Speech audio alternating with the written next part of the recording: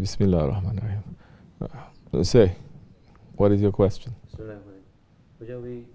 When we start thinking about our weaknesses and how do we correct and how do we not repeat the same mistakes and same wrongdoings again, then a lot of times we start feeling weaker.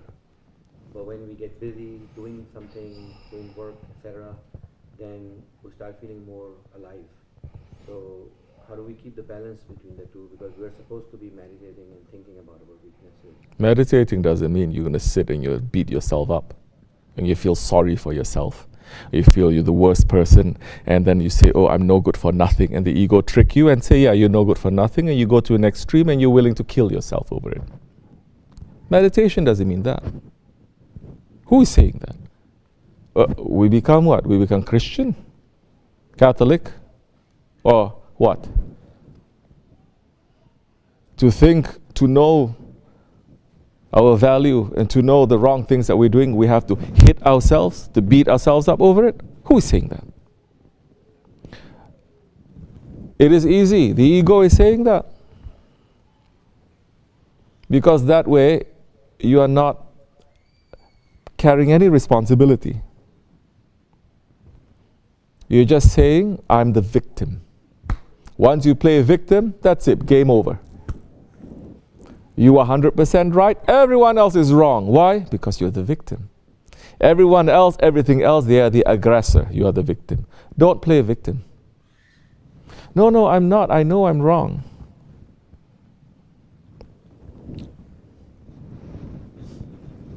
You know you're wrong, but you're supposed to run to fix it. Meaning what? Running to fix. Not to sit down and just to feel so negative and to feel so weak and to say, that is all coming from waswasa, from whisperings of the shaitan. You know you're wrong, get up and do something. Run to fix it. You feel very bad. Good, you should feel bad. But don't use that as an excuse not to do anything. Because it's very easy to feel bad and not do anything. It is much harder to feel bad, to take responsibility and accountability, and to run and to try to fix the way as much as you can. New style, we're saying to you, this is wrong thing you're doing. Oh, I don't know anything anymore. I'm so confused. Does that sound familiar? All of us, we do it. Start questioning everything. Suddenly it becomes what they call existential crisis, where all I'm saying is why you are late. I'm saying an example. Example is something really small. Why you have to do this? Suddenly it becomes so big thing. Everything comes out. There is another trick of shaitan. You're playing the victim. Don't play the victim. We are the aggressor. We've done something wrong. We are the aggressor. We're not the victim. Do you understand? La ilaha illa anta subhana in kuntum minaz zalimin. You become a zalim. To who?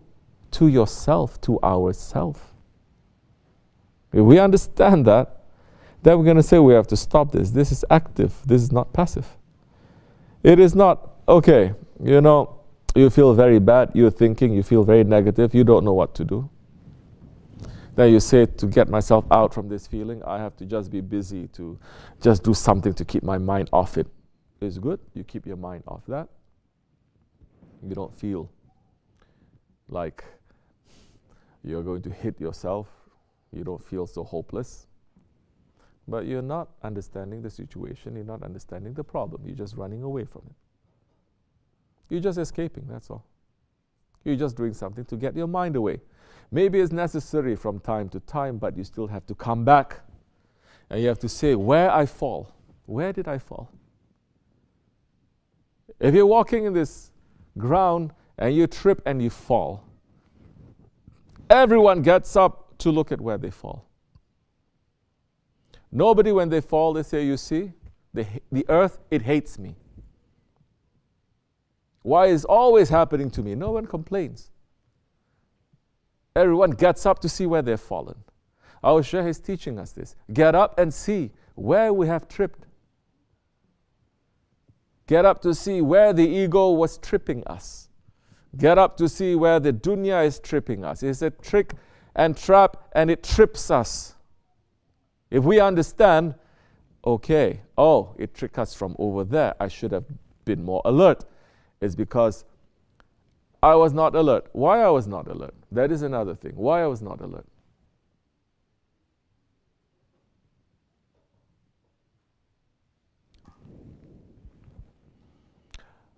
If you're not alert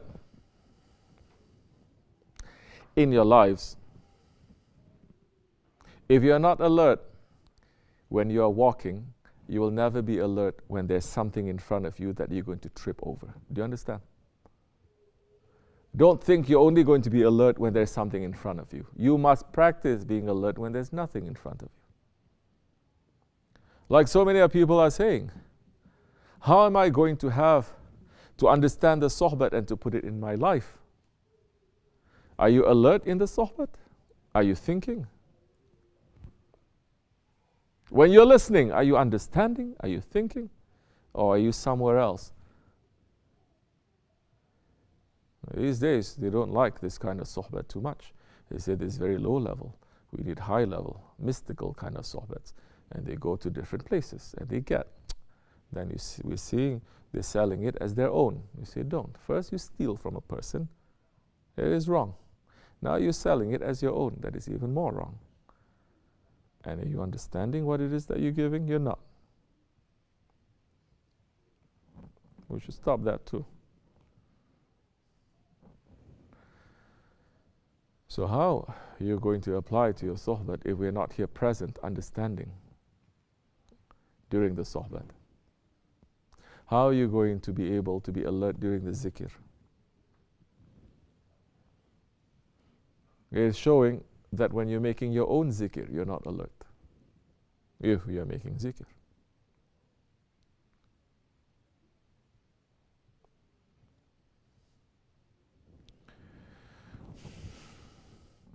How do you stop yourself from tripping?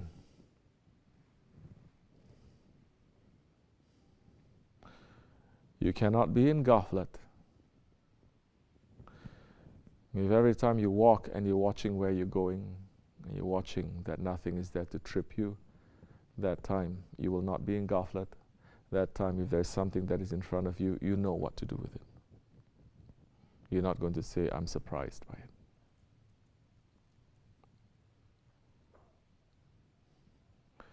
So things may happen to us.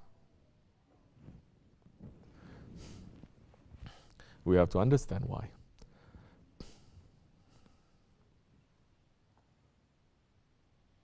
How are you going to understand why if we are not making tafakkur? How many times Shaykh Effendi has mentioned this word tafakkur? Thousands of times. How many times he's saying tafakkur, make meditation, understanding. Why you said that? Where it is reaching? Why you did that action? Looking at your day, looking at your weeks, looking at your months, looking at your life to understand, why am I going this way? Because of this. Understanding. You are walking and you are looking. So the next time when you walk there, you are not going to look. What are you doing? Busy? Next time when you walk, nothing is going to surprise you. If you're doing tafakkur, if you're understanding yourself and you're watching yourself, nothing is going to escape you about yourself. I'm not talking about heavens or the earth, okay? Just yourself. Do you know yourself? Are you watching yourself? Do you know why you're moving like this? Do you know why you're moving like that? Do you know why you're looking this? Do you question? No, you don't question. You're taking everything for granted, thinking that everything you do is divinely inspired. It is not. The reason why we're in tariqat is for us to get rid of all these egoistic qualities, to be awake.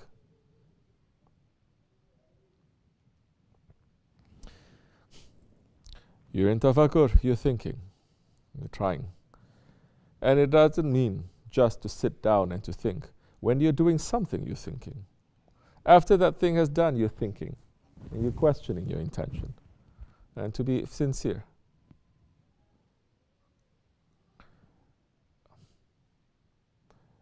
That time, if things are in front of you, you will not be able to be tricked by them. If you are, you're going to be questioned. Why does this escape you?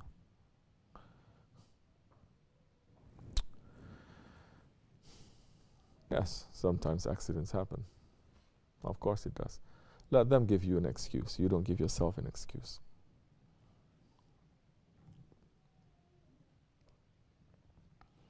So, balance, forget balancing. Don't look at balance. We are not Taoists. We say yin yang have to balance.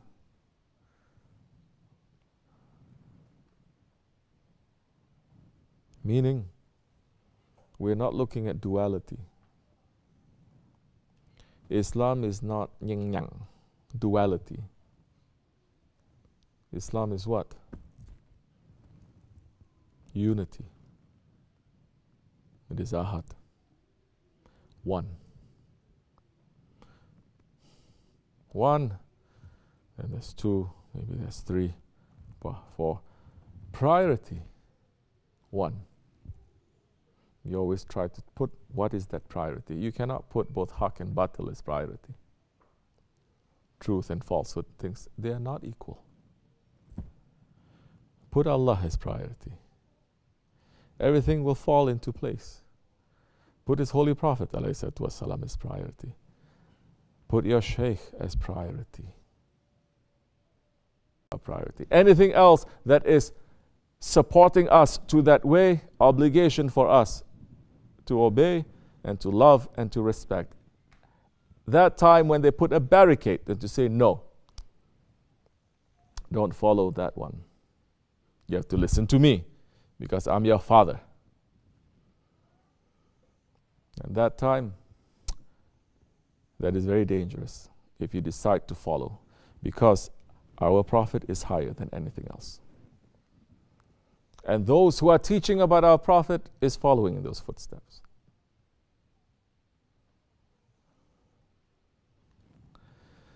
We'll speak more, inshallah, about this for people to understand. وَمِنَ اللَّهُ تَوْفِيقْ الْفَاتِحِ.